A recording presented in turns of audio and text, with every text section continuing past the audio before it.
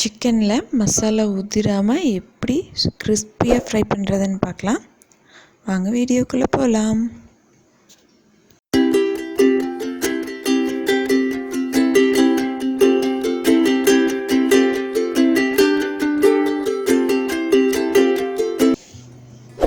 Chicken வந்துட்டு 1/2 kilo எடுத்து வச்சுருக்கேன்.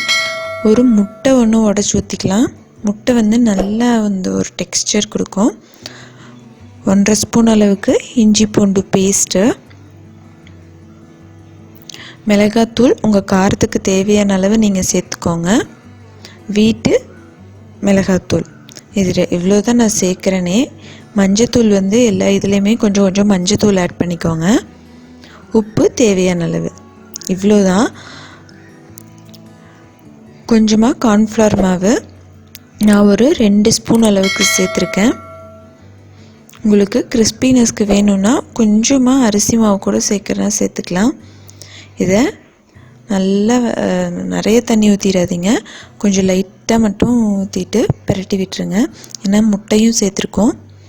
இந்த மாதிரி ஒரு கன்சிஸ்டன்சிக்கு வர்ற வரைக்கும் நல்லா பிரட்டி விட்டுட்டு ஒரு 10 நிமிஷம் நல்லா ஊறட்டும்.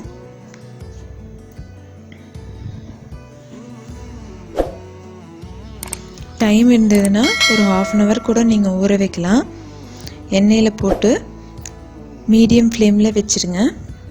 அப்போ தான் உள்ள சதை எல்லாம் நல்லா வேகும். இப்போ நல்லா வெந்துருச்சு, கிறிஸ்பியாக வந்துருச்சு பாருங்கள். கொஞ்சம் கூட மசாலா உதிரவே இல்லை, சூப்பராக வந்துருச்சு. நீங்களும் ட்ரை பண்ணி பாருங்கள். தேங்க்யூ ஃபார் வாட்சிங்.